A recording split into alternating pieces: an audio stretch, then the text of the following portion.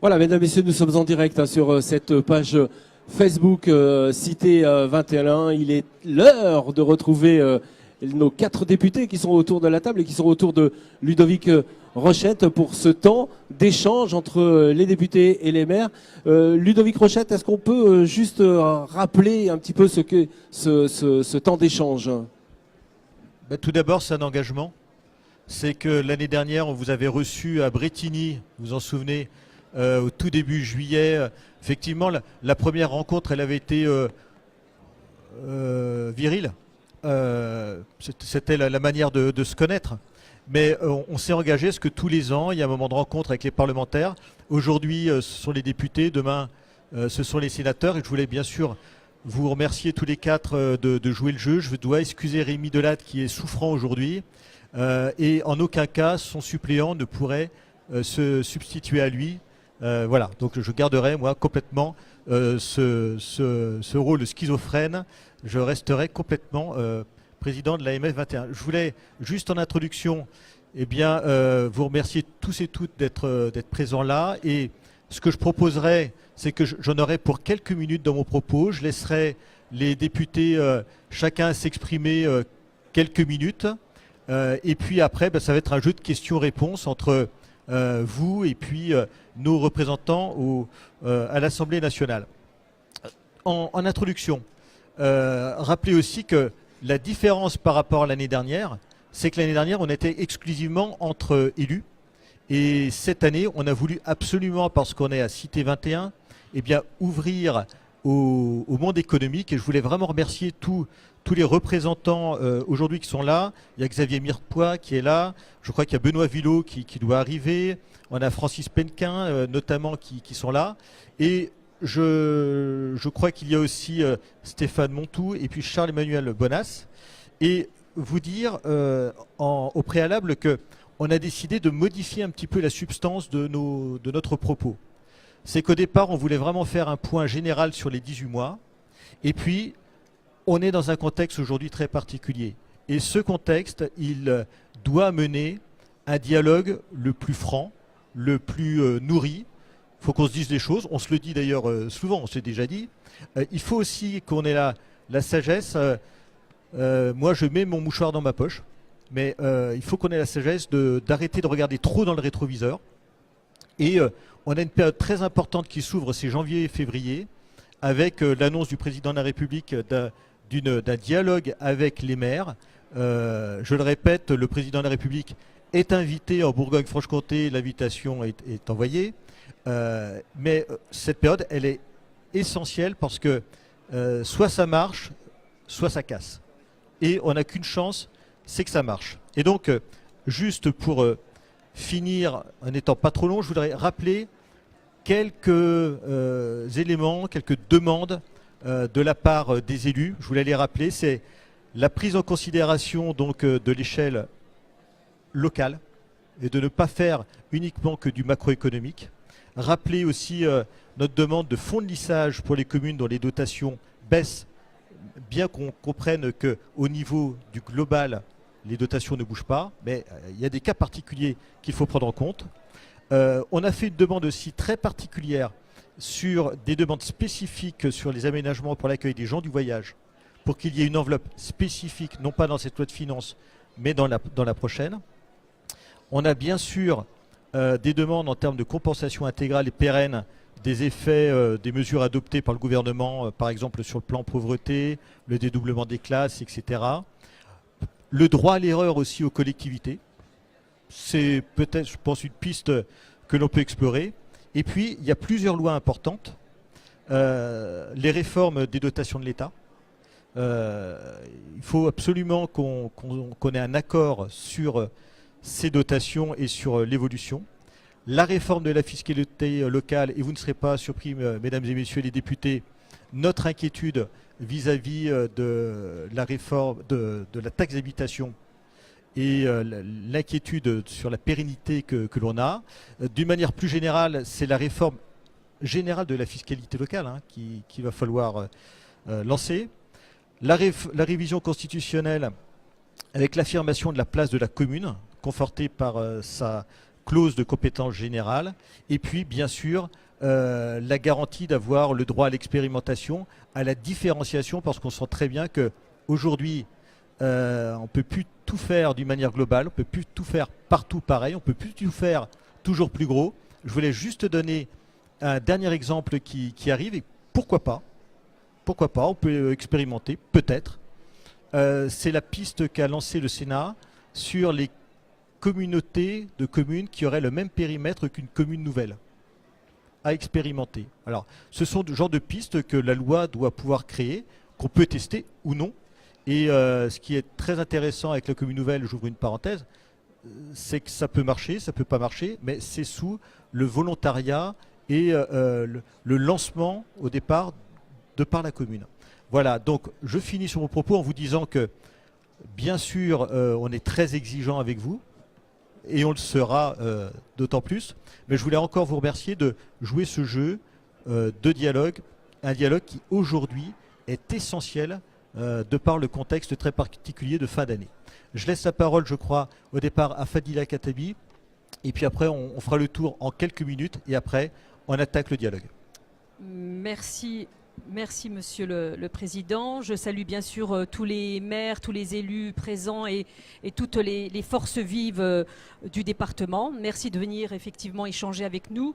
Vous l'avez dit Monsieur le Président, ce qui est important aujourd'hui alors que notre pays traverse une crise sociale majeure, je crois que c'est très important de privilégier le dialogue et les échanges.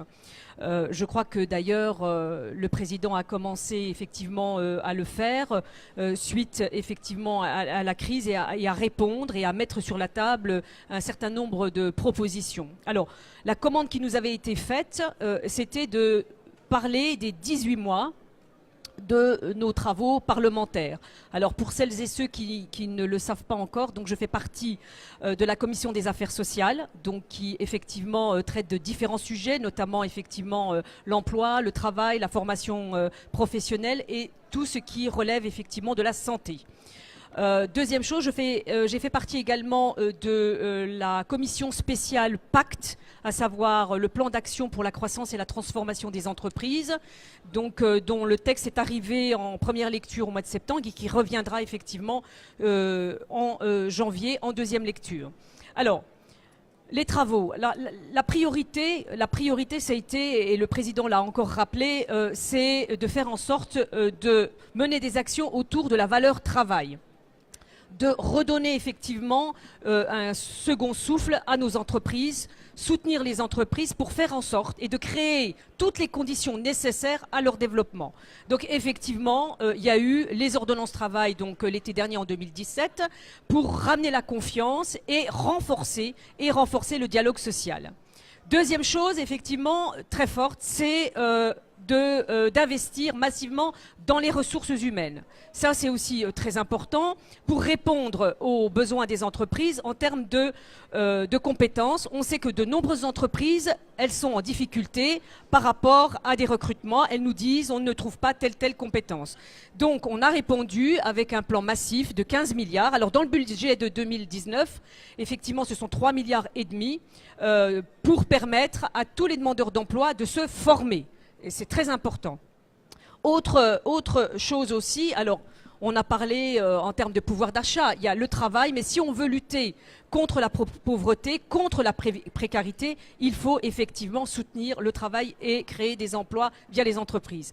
Alors il y a eu toute une série de mesures qui ont été faites, notamment par rapport au plan. On a eu le plan pauvreté, le plan également santé, à travers le reste à charge zéro, faire en sorte effectivement d'améliorer le pouvoir d'achat en faisant en sorte de répondre à cette problématique, à faire en sorte qu'il ne reste rien à payer pour la personne concernant tout ce qui est optique, tout ce qui est soins dentaires ou audioprothèses à partir de janvier. Alors je dis un mot parce que les maires attendent aussi, c'est concernant les emplois aidés, ce qu'on appelle les contrats aidés, à savoir les PEC, les parcours emploi compétences. Alors beaucoup ont dit effectivement qu'ils baissent. Je tiens à dire qu'au budget 2019, il y en a 100 000 qui ont été au budget. 100 000 de vrais emplois et dédiés uniquement au secteur non marchand. Ça, c'est parce qu'il y en a beaucoup qui disent on n'a plus d'emploi. S'il y en a. Deuxième chose également aussi, ce sont les AESH, assistants de vie scolaire, qui sont devenus accompagnants pour les élèves en situation de handicap. Au budget de 2019, 45 000 sont programmés. Mais dorénavant, effectivement, ils sont financés par l'éducation nationale. Donc en fait, en termes d'emplois aidés, c'est 145 000 emplois. Voilà, donc on m'a dit de faire très très bref. J'ai fait aussi partie de la commission d'évaluation, j'étais co-rapporteur, et j'en dirai un mot si ça vous intéresse, sur la mission d'évaluation de la loi Macron du 6 août 2015, et notamment sur le travail du dimanche. Donc les conclusions, j'étais co-rapporteur pour la commission des affaires sociales. Pas de généralisation du travail du dimanche sur l'ensemble de la France. Alors je sais qu'en métropole, il y avait un projet de zone touristique internationale dont le décret a été annulé suite à un recours, dans la mesure où on n'a pas pris en compte effectivement que ce n'était pas international, qu'on n'avait pas suffisamment de touristes étrangers qui viennent consommer dans la métropole. Et dans la mesure où la métropole, elle a un projet qui est ambitieux, à savoir autour de la cité de la gastronomie, le dossier sera redéposé et analysé à ce moment-là. Mais en tous les cas, concernant le travail du dimanche, il faut faire surtout confiance aux acteurs économiques et aux élus locaux. Voilà, donc si vous avez des questions, vous les poserez, puisqu'on m'a dit de faire très très bref, d'être bref. Donc voilà, je passe la parole tout de suite à Yolène. Bonjour à toutes et à tous, mes chers collègues, monsieur cher Ludovic. Alors voilà, moi je suis la députée de la ruralité, puisque moi je suis dans la partie la plus rurale de notre département, 343 communes, en moyenne 180 habitants, donc je suis la députée de la campagne. Alors une députée de la campagne, qu'est-ce que ça fait? Eh bien ça défend une ruralité conquérante et pas une ruralité gémissante, c'est-à-dire on en a marre d'entendre déserts médicaux, ça va très mal, bon voilà, donc moi je suis en train de travailler pour une ruralité conquérante. Ça veut dire quoi? Ça veut dire, avec ce qui se passe à l'Assemblée, de traduire sur le terrain en termes concrets et avec tous ceux qui veulent. Par exemple, un contrat de transition écologique qui réunit des maires, qui réunit des entreprises, qui réunit des lycées vers une transition écologique, énergétique, avec des pratiques durables qui vont donner plus de richesse à tout le monde.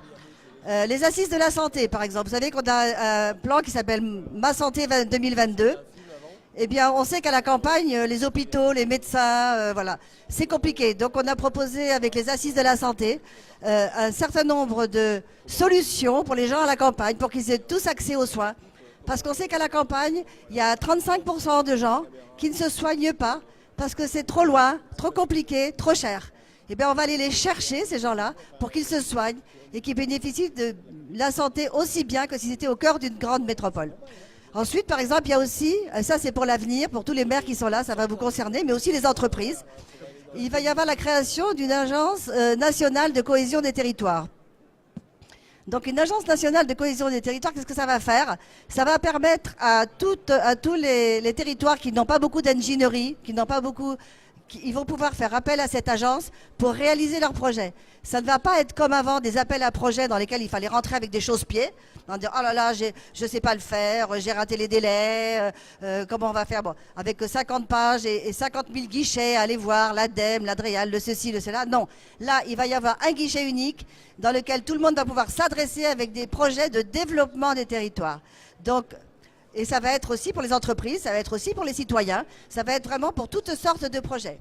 Donc voilà 3 façons de pouvoir décliner sur le terrain ce qu'on fait par ailleurs à l'Assemblée en termes de loi. Je passe la parole à un de mes collègues, je ne sais pas lequel. Didier ou Didier? Allez Didier. Bonjour, Didier Martin, député de la Côte d'Or. Voilà, la Côte d'Or rurale, la Côte d'Or urbaine. Moi, ma circonscription, elle est urbaine et périurbaine, principalement. Mais en tant que député, comme mes autres collègues députés, La République En Marche, on a en tête et en priorité et comme souci l'intérêt général. Ce qui veut dire équilibre. Ce qui veut dire aussi parfois en même temps. En même temps, la ville, en même temps la campagne, en même temps des services publics, en même temps les entreprises, en même temps des prélèvements, en même temps des services, en même temps des droits, en même temps des devoirs. J'arrête là. Personnellement, je suis membre de la commission Affaires économiques de l'Assemblée nationale. Donc nous avons vu passer beaucoup de textes. Je suis également membre de la délégation collectivité territoriale. Donc je me suis particulièrement intéressé à la question des rapports entre les collectivités territoriales et l'État. Et je suis prêt à répondre à vos questions, vos interpellations sur les dotations, sur l'évolution de l'organisation territoriale, sur vos attentes, que ce soit pour le quotidien ou bien sûr dans une vision stratégique, dans une vision de cohésion du territoire. Aujourd'hui, il y a aussi des chefs d'entreprise, donc ça change un tout petit peu la teneur de notre débat. Personnellement, mais mes collègues aussi, on est là aussi pour répondre aux attentes, aux interrogations des entreprises. Fadila l'a dit tout à l'heure très clairement, le pari de cette législature était de relancer l'activité économique à travers ceux qui sont le moteur, ceux qui créent de l'emploi, ceux qui créent de la valeur, c'est-à-dire les entreprises. Et nous pourrons revenir sur quelques mesures déjà adoptées et envisager ce que les entreprises attendent pour demain. Mais là encore, il ne faut pas opposer le secteur public et le secteur privé. Et aujourd'hui, dans ce salon, on est bien au cœur de ces problématiques-là. Vous avez des donneurs d'ordre qui ont leurs propres problèmes, leur propre budget, leurs questions d'investissement, leurs questions de fonctionnement réglées. Et puis en face des entreprises qui attendent bien sûr de la commande publique et qui attendent de l'État qu'il soit avant tout un facilitateur. Voilà ce que je voulais dire juste en introduction, avec quand même une chose que nous devons tous partager, parce que c'était la première loi que nous avons votée ensemble. Cette loi, c'était la moralisation de la vie publique. C'était juillet 2017. Désormais, il n'est plus possible à un parlementaire d'employer un membre de sa famille. Il n'est plus possible d'utiliser librement les fonds publics qui sont à notre disposition. Tout est désormais contrôlé, pointé par des experts comptables et les vérifications sont possibles avec le déontologue à tout moment. Nous avons également, nous députés, et il fallait donner l'exemple, revu le régime des retraites des députés pour ne pas nous réfugier derrière notre propre statut et ensuite demander aux Français de faire des efforts sur la réforme des retraites à venir ou sur des statuts ici ou là. Je pense à SNCF, chantier difficile, chantier délicat, où la nation avait sa responsabilité par rapport à une entreprise, mais nous avons réussi à faire bouger les choses. Voilà, je m'en tiens là pour ce propos introductif et je cède la parole avec grand plaisir à Didier Paris. Merci. Merci Ludovic de cette introduction et de cette invitation. On n'a pas encore abordé le sujet des gilets jaunes. Difficile de passer à côté. Pourquoi ? Parce que clairement, on est face à une situation qui date sans doute pas d'aujourd'hui, qui date sans doute de très longtemps, mais qui nous oblige, qui fait qu'aujourd'hui, nous avons un certain nombre de Français qui sont en situation difficile, d'autres qui le sont moins, mais qui ont le sentiment de l'être. Et c'est tout aussi important.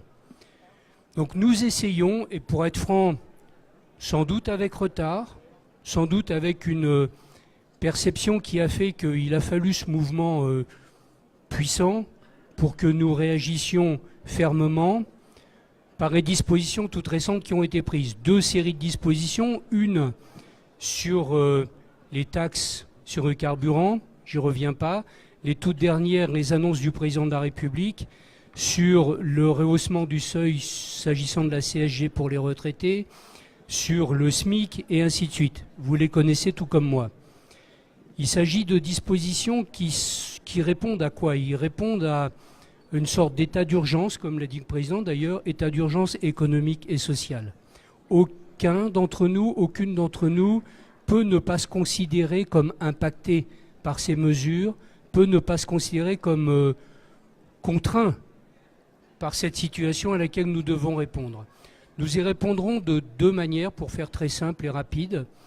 La première, c'est qu'il s'agit de mesures fortes dont vous savez comme moi qu'elles entraînent un coût approximatif entre 10 et 12 milliards d'euros. 10 et 12 milliards d'euros dans un contexte économique qui était déjà relativement tendu, ce n'est pas une petite affaire. Il va donc falloir aller les chercher.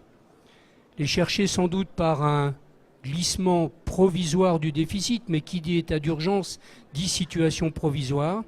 C'est une discussion en cours, c'est une discussion qui va se mener à partir de la semaine prochaine au Parlement. Nous y prendrons notre part évidemment. Elle se mènera nécessairement à Bruxelles. Je crois que Bruxelles acceptera la situation provisoire dans laquelle nous nous tenons, même s'il s'agit d'une situation qui doit être considérée comme transitoire. Le deuxième élément, évidemment, c'est que ça ne suffira sans doute pas et qu'il ne serait pas normal de faire payer aux générations futures le choc que nous connaissons aujourd'hui. Il faudra donc trouver d'autres mesures. Nous sommes au niveau de la Commission des finances, la Commission des lois, dont je suis vice-président, et d'autres commissions, mes collègues y prennent aussi leur part, en train de réfléchir aux mesures. L'intérêt, c'est qu'elles n'impactent le moins possible les entreprises, peut-être les entreprises au niveau très supérieur, comme ça avait déjà été fait l'an dernier. C'est une réflexion en cours. En tout cas, pas les PME, pas les petites entreprises, pas le tissu économique, pas la création de richesse qui fait que sans création, il n'y a pas de partage. Nous sommes pleinement d'accord. Elle doit continuer à favoriser les ménages, en particulier les ménages modestes. Mes collègues et moi avons beaucoup reçu les gilets jaunes. Assez étonnamment d'ailleurs, c'est rarement, peut-être à un défaut d'expression de leur part, rarement des gens qui sont très en difficulté. Il s'agissait plutôt de la classe moyenne inférieure, peut-on dire. Les gens qui touchent entre 1 500 et 2 000 euros, qui ont le sentiment de commencer à payer des impôts tout en ne bénéficiant pas des aides, puisque 50% des Français ne payent toujours pas d'impôts. Donc nous avons une sorte d'intelligence collective à mener autour de ces questions-là, et qui seront menées au Parlement. Mais le Parlement prend sa responsabilité, mais ne peut pas répondre à toutes les questions. C'est la raison pour laquelle, et Ludovic l'a abordé, le Président de la République, le gouvernement, nous-mêmes, souhaitons qu'un débat puisse s'installer pour le trimestre à venir, pour faire simple. Un débat qui ne peut pas être préempté par les institutionnels, un débat qui ne peut pas être préempté que par les parlementaires ou préempté y compris par l'Association des maires de France, qui doit faire objet, qui doit mettre autour de la table les corps intermédiaires qu'on a peut-être un peu trop laissés de côté.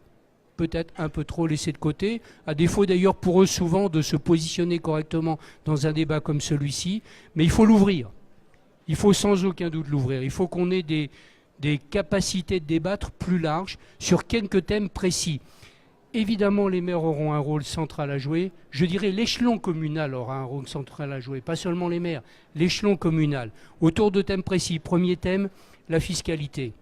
Nous ne pouvons continuer en France à avoir une fiscalité dont personne ne peut soutenir qu'elle est parfaitement juste. Nous devons entamer ce débat. Nous devons entamer aussi le débat sur la manière dont nous organisons nos services publics et en particulier l'administration d'État. L'administration d'État au plan national, l'administration d'État au plan local. Il a été évoqué tout à l'heure, je crois, par Yolène ou je ne sais plus qui, ou peut-être toi, Ludovic, le droit à l'erreur. Nous ne sommes pas encore suffisamment aboutis dans la perception que peut avoir notre administration de l'obligation d'aider plutôt que sanctionner. Nous devons avancer sur ces questions-là. Ça doit aussi faire l'objet du débat, de la même façon que la mobilité, de la même façon que la santé, ou de la même façon que les autres thèmes doivent être abordés. Aucun d'entre nous ne sait exactement à quoi aboutira ce débat. Ce dont nous sommes sûrs, c'est que l'État de la France mérite que nous y participions ensemble. On ne peut pas continuer comme dans ces conditions de, comment dire, presque de haine à certains moments, de propos inqualifiables qui sont parfois tenus, de corps sociaux qui se tournent le dos, de personnes qui s'affrontent verbalement, physiquement, surtout dans le contexte que nous connaissons actuellement. Donc nous ouvrons le débat, il faudra qu'il y ait des solutions, nous y sommes prêts, c'est une sorte de responsabilité collective à laquelle je nous engage. Merci. Merci d'avoir joué le jeu. Juste avant d'entamer ce dialogue, je voulais juste apporter deux petites, c'est pas des slogans, mais des groupes nominaux. Le premier groupe nominal, c'est Territoires Unis. Territoires Unis, c'est l'association entre l'AMF, l'ADF et l'ARF. Et ce groupe nominal, c'est sûrement vers quoi nous devons tendre au printemps. Le deuxième groupe nominal, c'est simplement la campagne que lance l'AMF, c'est simplement ma commune j'y tiens. Et je pense que si vous êtes là, c'est qu'on est tous à tenir à nos territoires, à nos communes. Et j'espère que le dialogue qu'on va instaurer va permettre de nous aider à faire remonter des propositions justement dans le débat qui va s'ouvrir au cours de l'hiver. Alors pour les prises de parole, je vous demanderai pour le verbatim de donner votre prénom, nom, fonction pour qu'on puisse mettre ça dans le compte rendu. Alors qui attaque? Xavier Mirepoix. Je peux rester assis? Je vais me mettre debout. Xavier Mirepoix, président de la Chambre de commerce et d'industrie de Côte d'Or. Alors je vous ai écoutés, tous les quatre. J'ai 2-3 commentaires à faire. Le premier commentaire, effectivement, Didier Paris en a parlé, les Gilets jaunes. C'est la conclusion, je pourrais dire, de 40 ans d'incurie politique. Je dis bien 40 ans d'incurie politique et je mâche mes mots et je le dis haut et fort, première chose. Deuxièmement, on est ici pour parler du développement des territoires. Donc tout le monde sait qu'un territoire, pour qu'il se développe, il y en a un d'entre vous qui l'a dit, je crois que tu l'as dit, doit passer par les entreprises. Un territoire sans entreprise ne se développera jamais. Ce qui me conduit à mes deux questions. Première question, Didier Paris, si on a parlé, les corps intermédiaires. Je suis président d'une chambre de commerce. On est mis à sac, je dis bien mis à sac depuis 4-5 ans, puisque les taxes pour frais de chambre en 7-8 ans vont baisser de 85%.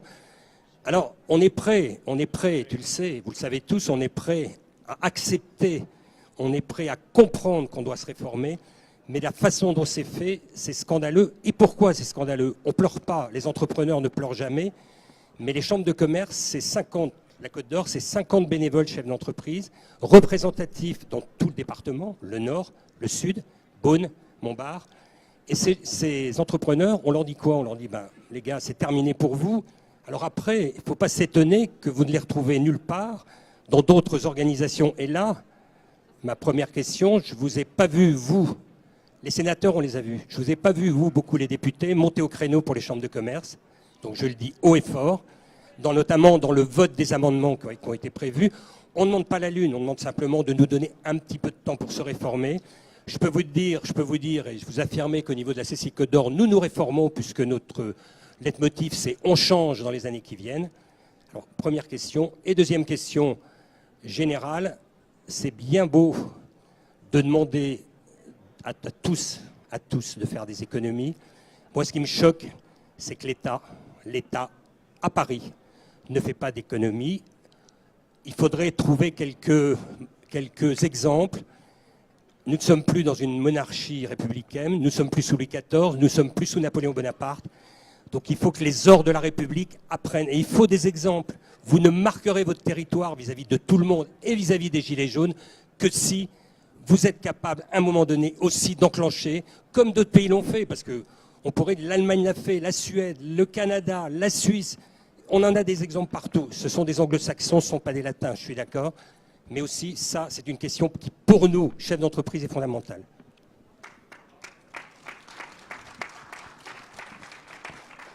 Je donne la parole à Didier Martin. Oui, merci. Quelques éléments de réponse à Xavier Mirepoix et à mon binôme, Francis Penquin, puisqu'on nous a paxé, n'est-ce pas et tu me surveilles et moi je t'écoute et réciproquement. Récemment, Francis m'a dit attention, le gasoil non routier, on va pas savoir faire, etc., etc. Je lui ai dit on vous donne la possibilité de répercuter cette augmentation. Il m'a expliqué celui qui aujourd'hui le fait, il est mort, entre guillemets, je reprends ses paroles, donc il nous faut une mesure d'atténuation. Il y a eu mesure d'atténuation sur cette augmentation. Ce qu'il faut, parce qu'on n'a pas parlé de l'agriculture, c'est qu'il faut se donner des objectifs à long terme et savoir comment traverser la période de transition. C'est tout simplement ça. Parce que comme le dit le ministre de l'Agriculture, la conversion agroécologique de l'agriculture, elle est indispensable. Et néanmoins, il faut permettre aux agriculteurs de vivre de leur travail. Ça fait à peu près 20 ans que chaque loi qui est présentée a cet objectif-là. Espérons que cette fois, ça va marcher. Alors, sur les dépenses de l'État, sur les dépenses publiques en général, l'objectif, il a été fixé au début de la législature. -5, -3, -1. Moins 5% de dépenses publiques, moins 3% de dette, moins 1% de prélèvements obligatoires. Voilà l'objectif. Et quand on dit que l'État ne fait pas son effort, c'est peut-être vrai en partie, néanmoins, l'augmentation des dépenses de l'État au budget 2019 sera inférieure à l'augmentation prévisionnelle des dépenses des collectivités locales. Je ne polémique pas. Ce sont des chiffres prévisionnels, l'ensemble des collectivités locales et l'ensemble de l'État dans son ensemble. Nous sommes dans une situation budgétaire extrêmement tendue. Extrêmement tendue. 2230 milliards d'euros de dette pour notre pays. Un déficit budgétaire chronique qu'on va avoir du mal à maintenir sous la barre des 3% compte tenu des mesures qui viennent d'être annoncées et également au profit des entreprises parce que le CICE, c'est double facturation pour le budget 2019. C'est-à-dire qu'on rembourse et on exonère de charges les entreprises sur l'exercice 2019. Donc au lieu que ça coûte 20 milliards, ça coûte 40 milliards d'euros. Donc tout ça pour vous brosser le tableau général du budget. Excusez-moi, on pourrait y passer beaucoup plus de temps, j'en aurais pas forcément les capacités, mais l'effort de réduction des dépenses publiques doit commencer par l'État, doit passer par les collectivités locales et doit s'appliquer finalement dans l'esprit de bonne entente et de consentement à l'impôt. Voilà ce que je voulais dire. Alors sur les CCI, Xavier, tu le sais, j'ai essayé de porter des amendements pour amortir la décrue. Mes collègues avaient moins 50 millions, moi j'avais moins 20 millions d'atténuation de la descente. Suivez-moi, c'est un peu spécialiste. C'est une sorte de plafonnement de la taxe affectée par l'État. Bon, ça n'a pas été accepté et je suis au regret de vous dire que probablement avec le projet de loi rectificatif tel qu'il se présente aujourd'hui, il est peu probable qu'on revienne sur cette mesure-là. Donc Bruno Le Maire a été clair à votre Assemblée Générale devant votre Président national et devant vous tous. La trajectoire pour les CCI, elle s'impose et la gouvernance et la restructuration des CCI dans la péréquation et la solidarité entre les CCI dites riches et les CCI moins aisées, elle doit s'opérer. Voilà les éléments de réponse sur lesquels je me limite pour l'instant par rapport à l'interpellation de Xavier Mirepoix. Vas-y. Qui veut rebondir? Non, mais je la boucle après, je vous promets. Je voulais simplement te dire une chose, tu as parlé de TFC. Taxe pour frais de chambre, c'est un impôt qui est pris sur les entreprises. Donc c'est de l'argent des entreprises. Et je voulais dire simplement, Bruno Le Maire, à CCI France, le 3 juillet, s'est engagé à l'euro près à redonner aux entreprises leur taxe pour frais de chambre. À ce jour, que dalle. Pourquoi? Ça représente 1,5 milliard. Donc je suppose qu'ils ont besoin d'1,5 milliard. Mais il faudra bien le faire. Il faudra bien le faire. C'est symbolique. Alors, On a pris note. juste, on a des questions maintenant des maires. Je vois beaucoup de maires qui ont fait d'énormes efforts en termes d'économie dernièrement. Ils connaissent bien la question, surtout lorsque les demandes d'efforts sont injustes. Donc, Michel Lenoir. Oui. Michel Lenoir, maire de Saint-Julien. Pour répondre à M. Martin, je vous rappelle quand même que nous votons des budgets en équilibre. Donc, nous ne sommes pas comme l'État, hein, par rapport à ce que vous venez de dire. Bon, ma question, ce n'était pas celle-là. Hein. Ma question, elle concerne les agences de l'eau. Quand allez-vous cesser de faire des prélèvements sur les agences de l'eau? Pour rappel, 750 millions sur l'agence RMC. Il y a 4 agences de l'eau nationales. C'est autant d'argent qui ne retourne pas aux syndicats qui font des travaux publics. Alors je vois Francis Penquin, là, je connais bien. Bon, nous sommes des donneurs d'ordre.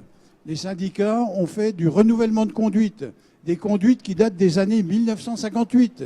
On nous dit évidemment, vous n'avez pas un coefficient de rentabilité énorme, ce qui n'est pas le cas chez moi, mais bon, peu importe. C'est vrai. Donc nous avons besoin de ces fonds. Je rappelle, pour mémoire, que ce sont les abonnés aux services d'eau et d'assainissement qui donnent cet argent.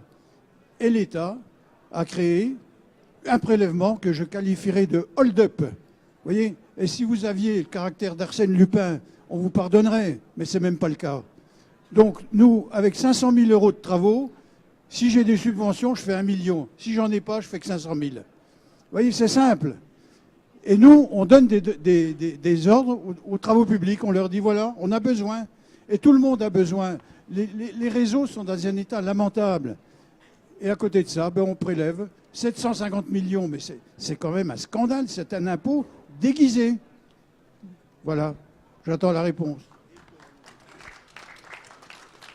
Didier Paris, Je vais tenter d'apporter une mauvaise réponse, forcément. Première chose, les agences de l'eau, elles ont un rôle, mais elles ont un rôle qui est finalement extrêmement faible par rapport à l'enjeu. En France, nous renouvelons nos réseaux à un rythme de 0,6% par an. 0,6% par an. Il faut 160 ans et plus pour renouveler l'ensemble de réseaux qui ne tiennent au maximum que 50 ou 60 ans. Cherchez l'erreur. On a un véritable enjeu, et vous avez raison, monsieur le maire de Saint-Julien, mais beaucoup de collectivités, y compris finalement par le passage de la loi NOTRe, qui a complexifié le système, il faut le reconnaître, de syndicats intercommunaux de l'eau qui, à mes yeux, fonctionnaient bien sur des périmètres qui étaient des périmètres de l'eau et pas des périmètres administratifs, fonctionnaient bien. Et on a un peu perdu ce fil-là. Donc moi, quand je vous entends en disant « je veux investir », je trouve que vous avez raison. Les agences, on a fait un coup de rabot fiscal qui était sans doute malvenu, et on l'a complété par le fait qu'on a perdu l'idée de ce que l'eau paye l'eau. Pourquoi je dis ça? C'est parce que vous savez comme moi qu'une partie du budget de l'agence de l'eau va à l'agence de la biodiversité, ce qui n'est plus du tout l'eau. Donc on a un problème majeur qu'il va falloir résoudre.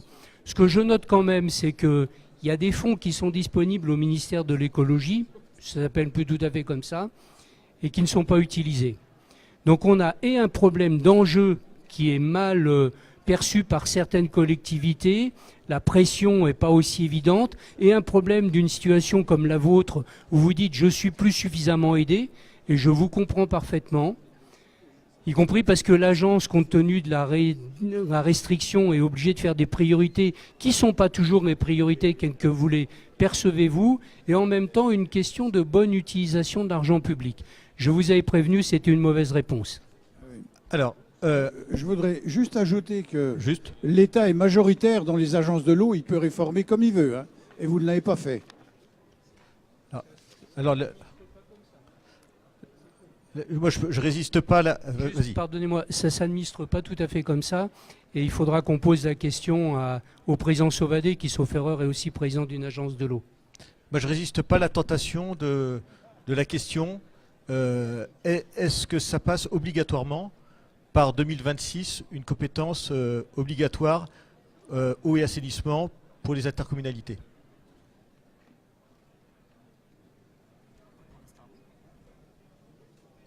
Là, parce qu'il y a la loi et puis il y a la manière dont la loi peut être modifiée. Bien, après 2022, je ne sais pas, mais pour le moment, il a été laissé donc aux communes qui un laps de temps suffisant, c'est-à-dire jusqu'en 2026, pour s'organiser justement par rapport à leur réseau, par rapport à l'état de leur réseau.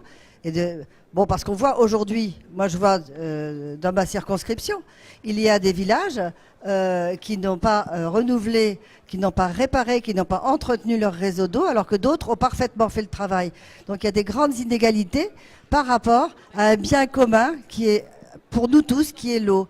Donc aujourd'hui, il va être indispensable que ce bien commun soit administré d'une façon commune, mais en attendant, on laisse justement le temps, il est laissé par la loi le temps jusqu'en 2026 pour trouver des solutions, soit avec des syndicats intercommunaux, soit effectivement avec les communautés de communes. Bon, on a bien entendu la réponse. Autre question. Alors, monsieur le maire de Savigny-le-Sec et puis après Francis Penka. Voilà. Mesdames et messieurs les députés, bonjour. Mesdames et messieurs, bonjour. Jean-Michel Estéger, donc je suis le maire de la commune de Savigny-le-Sec.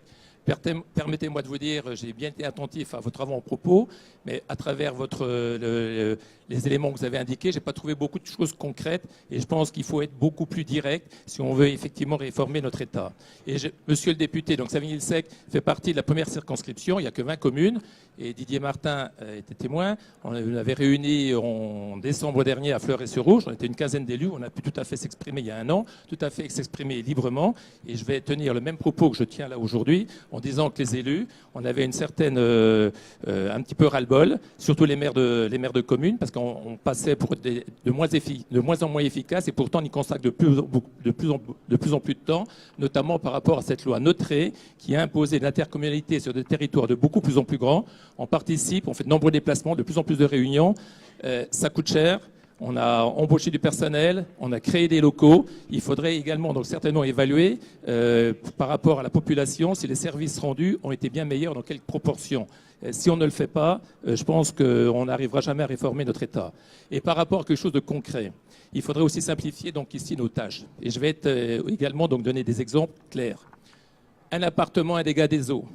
On est remboursé 500 € pour notre assurance pour assurer les travaux. Pour encaisser ce chèque de 500 € versé par l'assurance, il va falloir justifier la trésorerie, premièrement. Le contrat de notre assurance, photocopier les 10 pages, pour bien qu'on vérifie, qu'un fonctionnaire vérifie qu'effectivement notre assurance nous couvrait ce remboursement. Mais ce n'est pas tout. On va me demander de prendre une délibération. Et moi, j'ai la chance, avec mon 4e mandat, d'avoir des jeunes dans mon conseil municipal. Et quand je leur fais prendre une délibération pour dire il faut prendre une délibération pour avoir la possibilité d'empocher le chèque, mais ils tombent vraiment sur leur tête. Ils me demandent, c'est pas possible. Ben si, c'est comme ça. Alors je ne parle pas des dépenses, c'est encore plus compliqué quand on exerce des dépenses. Il faut naturellement donc simplifier les choses. Si on ne le fait pas, on n'y arrivera pas. Modifier aussi, permettre aussi les initiatives des élus. On aménage un lotissement communal. Il y a 20 lots.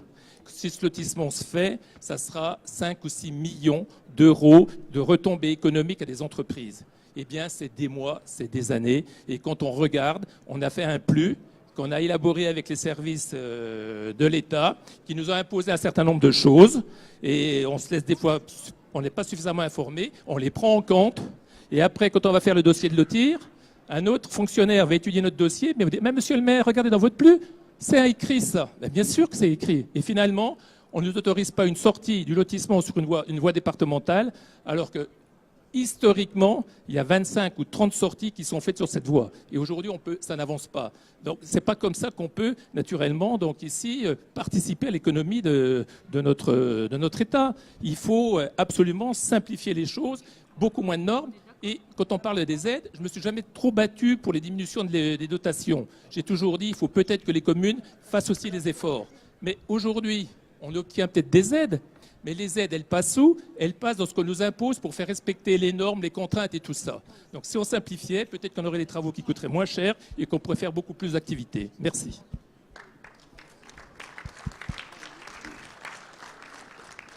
Monsieur le maire, en vous écoutant, je me dis que vous serez un formidable participant du débat qui va s'ouvrir, parce que c'est de ça qu'on a besoin aussi. Et ça va peut-être vous surprendre, mais moi, en tant que parlementaire, je vais vous dire que je suis d'accord avec vous. Je suis d'accord avec vous. Pourquoi? Parce qu'on a jusqu'à maintenant trop, je sais de quoi je parle, j'ai été dans le corps préfectoral, on a jusqu'à maintenant trop axé notre action sur le haut, sur le sentiment de ce que l'État devait se réformer, en oubliant un peu qu'effectivement, l'État local a une action majeure de simplification, de relèvement de normes, de rapidité d'exécution. Et c'est pas le plus facile, pour être franc. C'est pas le plus facile. Vous avez évoqué les problèmes d'urbanisme. Moi, je ne suis pas comme mes collègues, je reçois en permanence des gens, 50%, c'est les problèmes d'urbanisme. Des problèmes de ce qu'on a le sentiment que la représentation locale de l'État n'a encore pas compris l'évolution nécessaire, le fait qu'ils sont là pour aider et pas pour rajouter des contraintes. C'est un gros boulot. Moi, je mets beaucoup d'espoir sur le débat qui va s'engager pour qu'on puisse lever un peu la chape, pas complètement. Il y a des règles à respecter. On est en France, on ne fait pas n'importe quoi dans n'importe quelle condition. Les droits acquis ne sont pas des droits véritables. Mais quand même, on a cette obligation absolue d'avancer sur un terrain comme celui-ci. Je le dis d'autant plus volontiers que c'est la parole même du président de la République. Nous étions avec lui mardi soir. Il a clairement dit il faut que les parlementaires jouent leur rôle pour aider à lever les freins d'un État qui parfois ne le comprend pas suffisamment. Et l'exemple qu'on a donné tout à l'heure sur le droit à l'erreur est tout à fait caractéristique. Qui d'entre vous a pu faire jouer le droit à l'erreur? Cherchez l'erreur. Francis? Mesdames, Messieurs les députés, Oui. Mesdames, Messieurs les maires, Didier Martin a souhaité m'interpeller, au moins interpeller les travaux publics, sur un problème qu'on vient d'éviter. Ça s'appelle un hold-up de l'État dans la poche du citoyen qui paye l'impôt. Je vais développer, si vous me le permettez. Les travaux publics, c'est quoi? C'est les travaux qui s'adressent à tout le public. C'est la caisse à outils des élus que vous êtes. Lorsque vous voulez faire des travaux, nous sommes à votre service, nous sommes votre caisse à outils. Si vous ne prenez pas les décisions de l'investissement, effectivement, il n'y aura pas d'investissement. Et puis, il faut 160 ans pour renouveler l'eau.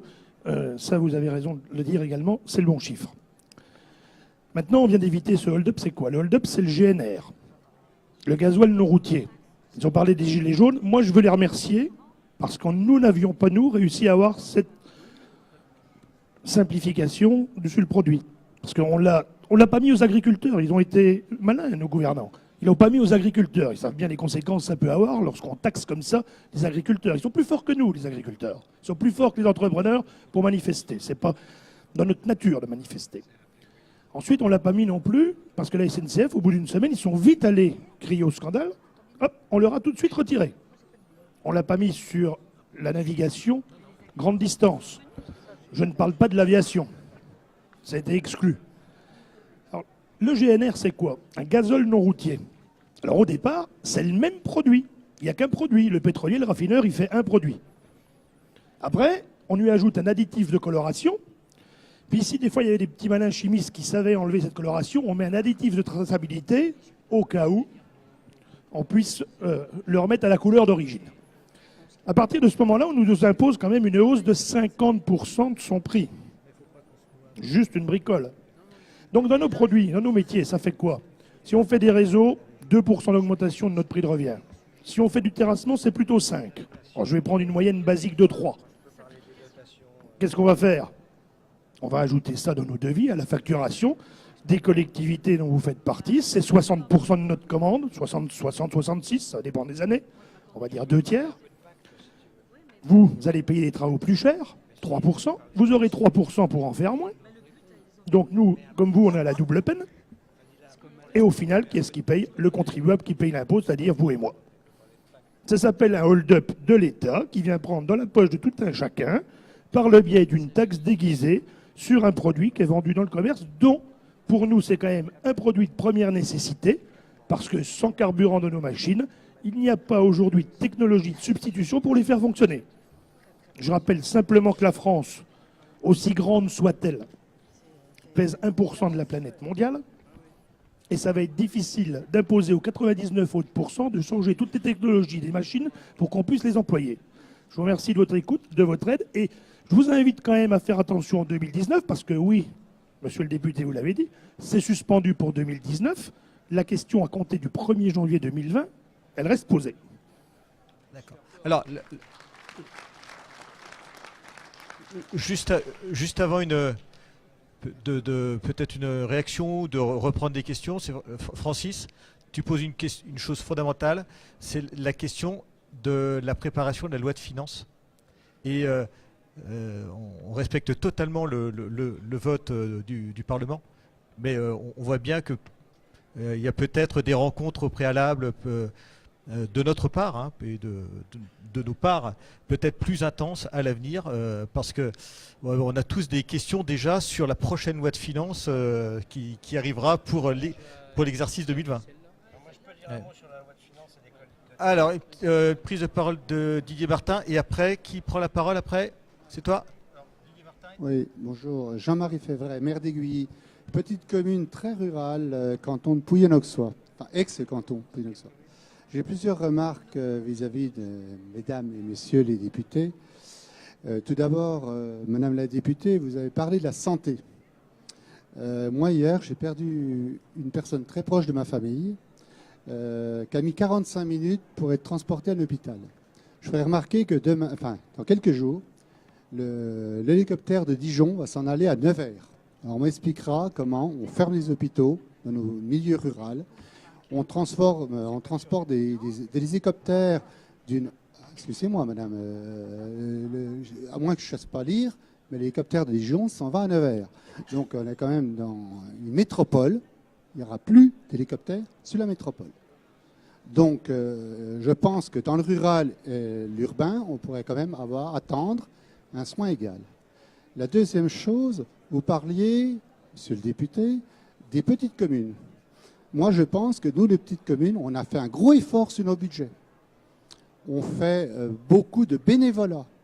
Je pense que nos budgets sont équilibrés, comme le disaient mes collègues. On fait du bénévolat, on fait des heures gratuites pour nos concitoyens. Demain, je ne sais pas s'il y a beaucoup de maires qui voudront continuer comme nous. Ce n'est pas une attaque contre le gouvernement actuel, c'est une charte qui dure depuis des dizaines d'années. Ce n'est pas contre le gouvernement actuel. Je dis, il y a un ras-le-bol. D'autre part, vous parliez des gilets jaunes. Je vais revenir, je ne suis pas particulièrement un gilet jaune. On parlait des retraités. On a annoncé grandement en disant les retraités, moins de 2 000 €, tous les retraités ne paieront plus de CSG. C'est faux. Parce que 2 000 €, c'est les personnes qui sont seules. Moi, je parle d'un couple. Et un couple, c'est 3 300 € par personne. Ce n'est pas 2 000 €. Donc, il faudrait quand même dire la vérité aux gens. Parce que moi, je m'excuse, un couple où chaque personne gagne 3 100 €, 3 330 € exactement, qui ont travaillé leur vie. Des gens qui n'étaient pas à 35 heures. Des gens qui n'avaient pas 5 semaines de congés payés. Des gens qui n'avaient pas l'aide qu'on a mécanique aujourd'hui pour aider le travail. Des gens qui sont usés, qui sont cassés par le travail. Je pense que leur demander de faire des efforts aujourd'hui, parce que, soi-disant, ils sont riches. Il faut arrêter. On ne peut pas continuer comme ça. À 3 300 € d'un couple, ce qui fait 2 700 €, je pense que ce n'est pas énorme aujourd'hui pour vivre. Quand on voit qu'un loyer à 6, 7, 800 €, plus les frais de transport, plus nous, on est dans un milieu rural. Je sais ce que c'est que moi, le transport, prendre la voiture. Je peux vous dire, c'est 300 € à la maison. Le chauffage, on veut nous enlever les chaudières, on nous dit « Ah, on va enlever les chaudières au fioul ». Alors, je viens changer ma chaudière, moi j'ai changé au mois d'avril. Excusez-moi, j'ai remis une chaudière au fioul parce qu'on m'aidait. Maintenant, il faut la mettre au bois. Bon, ben, je vais bien, mais enfin, comment je fais? Ben non, mais excusez-moi, monsieur le député. Moi, je vais bien, je vais bien, je vais bien. Je vais bien faire des efforts. Je suis quelqu'un qui est pour aider la transition écologique. On est la communauté de communes, Pouilly, Bligny-sur-Ouche, et on a fait TEPCV, TEPOS. On est un territoire à énergie positive. Et vous voyez, je me bats sur la commune, ma petite commune de 73 habitants, pour faire 35 hectares de photovoltaïque. Vous voyez que je me bats pour la transition écologique. Mais je pense qu'il y a deux mondes. Et le problème aujourd'hui, c'est qu'on n'arrive pas à différencier entre l'urbain et le rural. C'est ça que je voulais dire. Voilà. Merci, monsieur, dame. Est-ce que je peux répondre déjà sur le début et après je te passe la parole? Monsieur le maire, vraiment d'abord, je suis désolée pour ce qui vous est arrivé à votre problème d'urgence qui effectivement ne s'est pas trouvé. Donc, premièrement, pour l'histoire de l'hélicoptère, pour l'instant, rien n'est fait. Donc, l'hélicoptère qui est à Dijon, on a déjà eu une première réunion avec l'ARS. Nous étions donc conviés tous les quatre, ainsi que la Nièvre. Donc, aujourd'hui, on devait avoir la deuxième réunion ce matin, elle a été annulée. Bon, je pense que l'ARS, on va vraiment avoir des discussions pour savoir comment va se passer cet hélicoptère. Est-ce qu'il va y avoir un hélicoptère supplémentaire ou pas? C'est une option aussi. Hein. Donc voilà. Donc pour l'instant, tout est en suspens. Mais on va se battre pour ça parce qu'on sait très bien que c'est quelque chose qui angoisse beaucoup les gens, notamment dans les communes rurales. Parce que les urgences, c'est la dernière lumière qui reste allumée la nuit, hein, entre guillemets. Donc s'il y en a plus, c'est très angoissant. Ensuite, pour le rôle des maires ruraux, moi j'étais maire de petites minuscules communes. Bon, je sais ce que c'est que le bénévolat et je sais ce que c'est que de faire de la dématérialisation alors qu'on n'a pas Internet. Bon, ce genre de choses. Bon, c'est effectivement un peu compliqué. Mais sur le bénévolat, par exemple, moi j'ai demandé, sur mes 343 communes, j'en ai vu 200 à peu près. Et je leur ai demandé à chaque fois, comptez vos heures de bénévolat. Combien ça fait, combien ça représente en valeur Et en fait, par exemple, Flavigny-sur-Ozerain, que vous connaissez, c'est une commune de 300 habitants, et bien ça représente 100 000 euros par an. Donc je pense que c'est exactement la valeur qui manque en ingénierie pour aider les communes à se développer. Et c'est vrai que les baisses de dotation sur les 3 dernières années, enfin de 2014, 2015, 2016, eh bien elles ont empêcher en plus les petites communes d'avoir les fonds propres, vous savez, les 20%, hein, parce qu'il y avait même plus les 20%. Et donc c'était vraiment compliqué de se développer. Et en plus, avec tout ce bénévolat qui pourrait être... Donc aujourd'hui, moi je pense que ce qu'il faut commencer, c'est vraiment une réflexion sur les communes rurales. Quelles sont les missions qu'elles pourraient remplir? Parce que c'est vrai qu'il y a des compétences qui partent, et c'est bien qu'elles partent pour certaines. Mais je pense qu'il y a énormément de nouvelles missions que des communes rurales peuvent remplir en termes de santé publique, en termes de protection de la biodiversité, en termes de services publics, de petits services publics de proximité. Je pense que tout ça, on peut le réfléchir ensemble. Moi, de toute façon, on va ouvrir bientôt donc vraiment les concertations et j'espère que vous serez à mes côtés pour pouvoir en discuter. Juste pour rebondir par rapport à ce que dit Yolène, je voulais dire un mot sur la DETR justement. Pour ce qui concerne par exemple ma circonscription, je dois dire qu'effectivement, il y a des difficultés en milieu rural.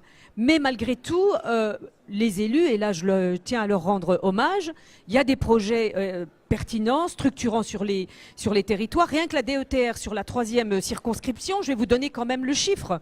Il s'élève à 1 467 525 €. Ça n'est pas rien. Et sur des projets tels que restauration de l'église, extension du gymnase par exemple sur Ars-sur-Tille, réaménagement de la mairie, sécurisation de locaux, etc. L'investissement, effectivement, c'est très important. Et il faut continuer d'investir. Pourquoi ? Déjà, ça permet effectivement d'améliorer le cadre de vie et de travail de nos concitoyens. 2, ça permet de faire en sorte que les territoires continuent d'être attractifs. Et puis surtout, ça soutient, et là il est bavard, M. Penka, Francis, et puis M. Mirepoix, ça soutient l'activité économique, ça sauvegarde les emplois, ça crée de la richesse sur les territoires, donc il faut continuer de le faire. Alors j'entends par rapport à la loi NOTRe qui a complexifié, je l'entends, mais moi ce que j'ai entendu aussi, parce que je suis aussi élu local et j'étais aussi à la région pendant 12 ans aux côtés de François Patria, c'est un peu les maires, beaucoup se sentent isolés. Ils ont besoin effectivement d'être accompagnés.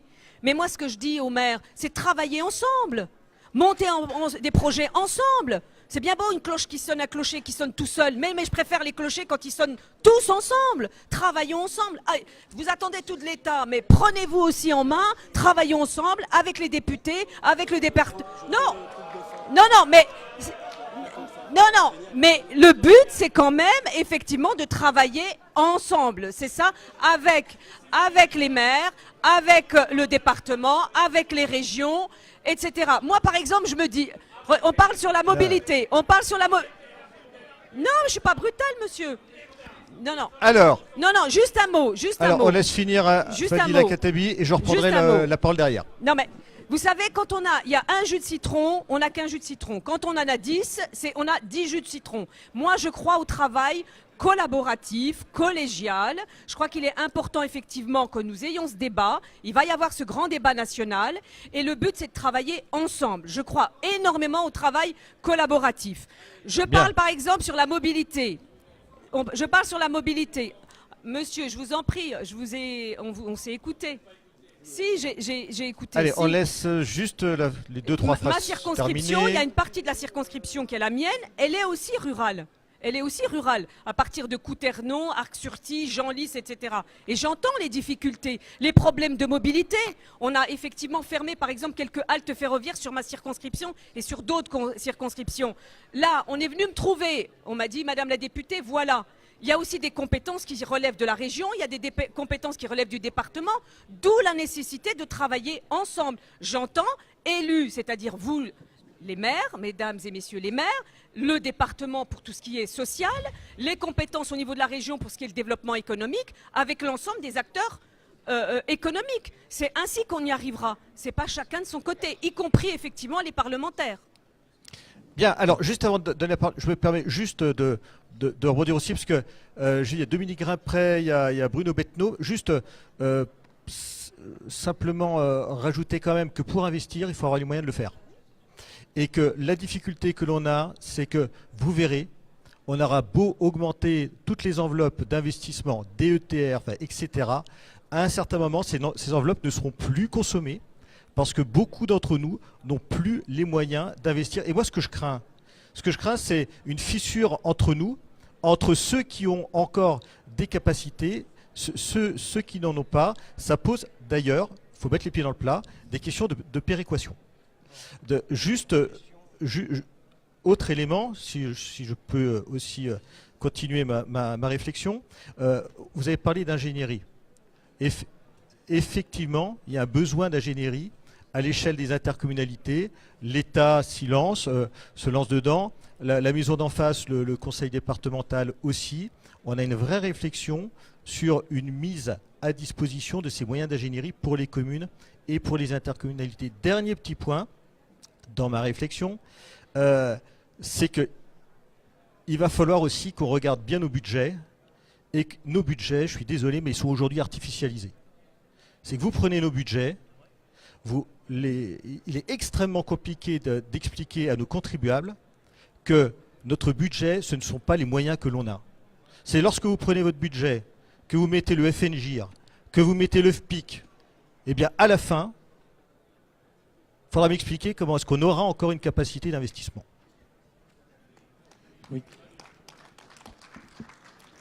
Oui, Dominique Grimpré, maire de la commune d'Ahuy et vice-président de la métropole en charge des petites communes. Alors, les petites communes, ce n'est pas péjoratif, c'est les 15 communes sur 24 qui n'ont qu'un seul représentant à la métropole.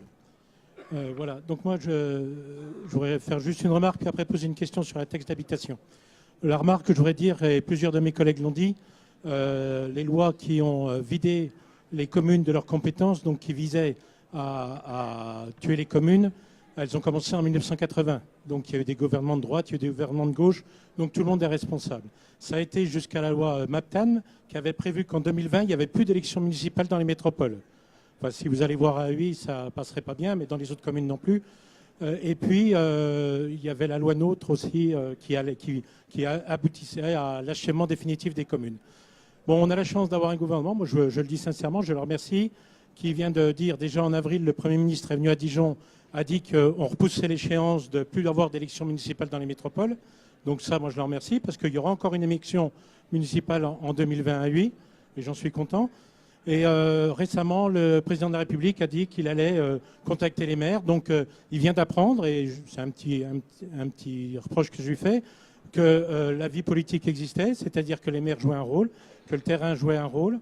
Car qui est mieux placé aujourd'hui pour savoir ce qui se passe que les maires? Moi, je vais acheter le pain le matin à 8, puis j'ai une boulangerie depuis cette année. Ben, je passe 1 heure parce que je rencontre les concitoyens. On discute, il y a tel problème, tout ça. Et il n'y a personne d'autre qui vont voir. Ils ne vont pas voir le conseiller départemental, ils ne vont pas voir le conseiller régional, le député. Ils viennent voir que le maire. Donc moi, je vous remercie de vous appuyer sur les maires parce que ça redonne aux communes une raison d'espérer. Et franchement, c'est l'échelon, même si on a voulu le détruire, c'est l'échelon essentiel de notre nation. Oui. Question sur la taxe d'habitation. Moi, je suis pour les impôts qu'on les baisse, je vous le dis. Pourquoi? Parce qu'il y a trop d'impôts. À Huy, c'est infernal, les taxes foncières plus taxes d'habitation. Moi, je vais baisser les taux cette année. Alors, j'ai la chance de pouvoir le faire. Bien sûr. Voilà, parce que toutes les communes, on est différents au niveau des enseignes et tout ça. Je sais qu'en milieu rural, mon frère est maire d'une petite commune rurale, il n'a pas 1 euro. D'ailleurs, l'an dernier, à Bretigny, j'avais proposé que les communes comme la mienne, on puisse choisir à qui on donne l'argent. Moi, je proposais de donner à mon frère, c'était mieux. Ou à Brognon. Non, je préfère donner dans l'Auxois. Mais voilà. Mais non, parce que toi, tu as de l'argent aussi. Voilà. Non, donc on n'est pas logé à la même enseigne. Si vous regardez les communes de la métropole, depuis 3 ans, il y en a 21 sur 24 qui n'ont pas changé les taux. Et elles ont fait beaucoup d'investissements. Donc on ne peut pas sentir le problème de la même façon que ceux qui n'ont pas d'argent. C'est pas possible. Voilà. Par contre, par rapport à la taxe d'habitation, moi j'ai un petit problème et que dans la réforme des impôts locaux que vous allez faire, tenez-en compte s'il vous plaît. Aujourd'hui, on a toute une catégorie de la population qui participe plus à la vie municipale économiquement. C'est les locataires, parce que les locataires, ils ne payent pas la taxe foncière, ils ne payent que la taxe d'habitation. Et eux, ils ne participent plus à la vie communale. Et c'est un petit peu dommage, puisqu'il n'y a plus d'impôt qui part des locataires dans la vie communale, parce qu'ils profitent des investissements pour les écoles, pour tout ça. Et je pense que ça crée une distorsion. Donc peut-être que dans votre réforme des impôts locaux, il faudra tenir compte de ça, que tout le monde participe à la vie communale. Merci. Alors, on prend quelques dernières questions parce qu'on me fait signe qu'il reste moins de 5 minutes pour ce plateau. Bruno Bettenot, on en prend quelques-unes et puis peut-être Didier Paris, vous faites une réponse globale. Bruno? Alors Bruno Bettenot, maire d'Arceau, maire ruraux de Côte d'Or, je partage totalement ce que tu viens de dire. Parle plus fort. Bruno Bettenot, donc maire d'Arceau, président des maires ruraux de Côte d'Or, et je partage totalement ce que vient de dire le maire d'Ahuy. Mais moi, je voudrais poser deux choses, enfin vous faire réfléchir sur deux choses. Déjà, au niveau de la réforme de la Constitution, si elle peut se mettre en place, faire rentrer la notion de territoire. On a vu le dégât causé par la loi NOTRe avec uniquement cette notion de 5 000 habitants, 10 000 habitants, 15 000 habitants, 20 000 habitants. Ça ne correspond pas à l'idée première de notre République. Notre République, elle est liée à des hommes, elle est liée à des territoires, et des hommes qui habitent sur ces territoires. Donc merci de faire remonter l'une de ces propositions, de faire rentrer la notion de territoire dans la Constitution. Et puis, la deuxième question, qui est quelque chose qui revient souvent d'année en année, on nous promet, mais on ne le fait pas, c'est la réforme de la dotation globale de fonctionnement. Pourquoi un habitant des territoires ruraux vaut environ 62 € et qu'un habitant des territoires urbains vaut 134 €? Pourquoi? Lorsqu'on sait qu'aujourd'hui, les principaux responsables des réseaux, qu'ils soient secs ou humides, nous disent qu'il est impossible de mettre à l'équilibre les travaux que l'on fait dans des entités où on densifie de plus en plus et que l'équilibre se fait sur les territoires ruraux. Alors, il y a une question, comment peut-on gérer cela? Comment peut-on redistribuer l'argent correctement? Car aujourd'hui, quand des entreprises de réseaux secs ou humides viennent chez nous et nous disent, nous font les prix qu'ils nous font, parce qu'il faut qu'ils s'équilibrent par rapport à la densification, ça pose quand même un problème, je dirais, d'équité. Alors oui, vous avez parlé des lois de finances. Oui, il y a un énorme travail de loi de finances sur la loi de finances à faire, parce qu'elle n'est pas équitable. Et un Français est un Français, qu'il soit en milieu urbain ou en milieu rural. Voilà. Merci d'en prendre compte et d'essayer de faire remonter quelque chose avec concertation de nos associations, que ce soit l'Association des maires de France, que ce soit l'Association des maires ruraux ou celle des petites villes ou celle des communautés. Merci de travailler en concertation. Alors, juste pour embrayer aussi sur toi, Bruno, avant de laisser les Didier répondre, on aura aussi le débat sur la place de la commune dans l'intercommunalité pour qu'il n'y ait pas une situation, en fin de compte, de super maires, qui seraient ceux qui seraient membres des exécutifs, les autres, parce qu'il y a le risque vraiment d'une fracture au sein du bloc communal. Il faut absolument que la loi permette des expérimentations, peut-être au départ, et puis peut-être une loi plus générale à la fin, pour qu'on revoie bien l'articulation entre communes et intercommunalité. On partage la réponse avec Didier. Monsieur le maire, il faut, puisque vous avez parlé de la dotation générale de fonctionnement, il faut rappeler que celle-ci est stable, que la décrue que vous avez vécue douloureusement pendant le quinquennat précédent est terminée. Les moins 11 milliards, c'est terminé. On est dans la stabilité. Et la DGF est stabilisée à 27 milliards d'euros cette année. Premier point. Deuxième point, en ce qui concerne l'investissement, il est maintenu à travers les dotations de l'État à un niveau élevé, je dirais même record. Donc je comprends la difficulté à générer des marges d'investissement dans la gestion de vos communes. Néanmoins, l'effort, il sera partagé avec l'État si vous le sollicitez. Enfin, la péréquation et la solidarité. Là encore, il y a un abondement de l'enveloppe dans le budget projet de loi de finances 2019. Deuxième élément après la stabilité, c'est la souplesse institutionnelle qui est aujourd'hui réclamée par la plupart d'entre vous. Ça porte sur la création de communes nouvelles, ça porte aussi sur les irritants de la loi NOTRe, et nous sommes ici en Côte d'Or bien placés pour en être les témoins quand on voit ce qui se passe entre la métropole et le département qui n'arrivent pas à se mettre d'accord sur qui va exercer les compétences. On est en situation de blocage et c'est pas une solution. Et puis enfin, sur cette liberté institutionnelle, sachez que, ça a été évoqué tout à l'heure par Ludovic, les possibilités de différenciation des territoires sera aussi une façon de réfléchir aux projets locaux auxquels nous travaillons avec Yolène de Courson, l'Agence nationale de cohésion des territoires, faire émerger les projets à partir du terrain et trouver un guichet unique pour les cofinancer. Je passe la parole à Didier Paris. Qui a 1 minute 30 à peu près. Un mot. Il n'y a aucun doute qu'on est dans une phase où il faut que la question de l'avenir de la commune soit reposée. Moi, je participe à l'Assemblée à un groupe de travail. On est 7 parlementaires sur cette question-là. Elle est, à mes yeux, majeure. On a un peu trop pensé que tout pouvait s'organiser par le haut en oubliant ce qui a été dit tout à l'heure est très bien dit, c'est-à-dire le rôle central de l'échelon local. Le fait que nos concitoyens ont besoin de s'adresser à quelqu'un à qui ils prêtent une forme de responsabilité ou de pouvoir, à tort ou à raison. Il faut le réorganiser.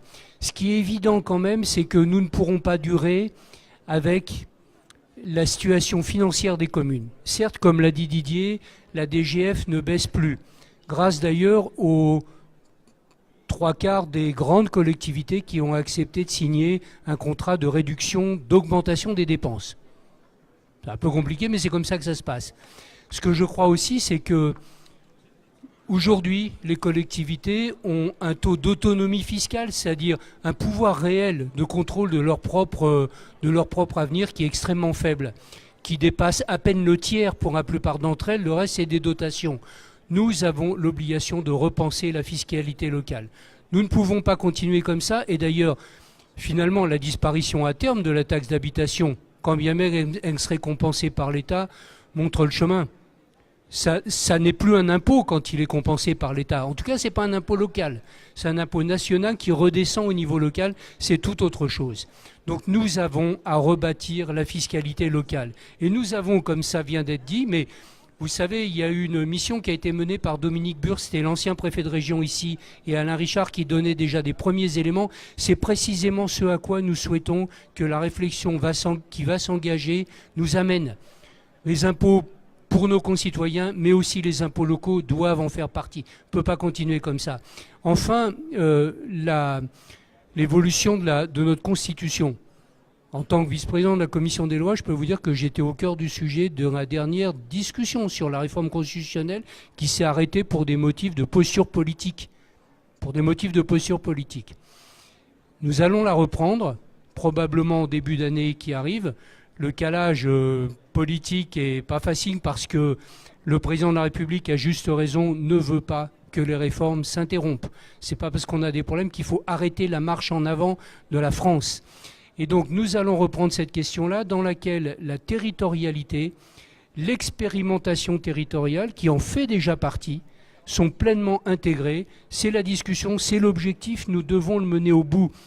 Il faut que les territoires vivent de manière autonome quand ils en ont besoin, de manière centralisée ou en tout cas en référence centrale quand c'est nécessaire. Mais en tout cas, il faut que chacun puisse expérimenter. Il n'y a aucune raison que toutes les réponses marchent bien partout. Il y a des réponses qui marchent bien à certains endroits et d'autres à d'autres. C'est un des éléments fondamentaux de la réforme constitutionnelle, en dehors de celui de la réduction notamment du nombre de parlementaires, ce qui ferait que nous serions dans un temps assez prochain, sans doute pas 4 voire 5, à pouvoir vous répondre. Ça simplifiera le débat. Hein. Bon. Merci à vous. Merci en tout cas mesdames les députés, messieurs les députés, merci d'avoir pris ce temps et également à l'AMF d'avoir organisé ce débat. Voilà, on va se retrouver dans quelques instants avec d'autres invités ici même sur le plateau Web TV. Merci beaucoup.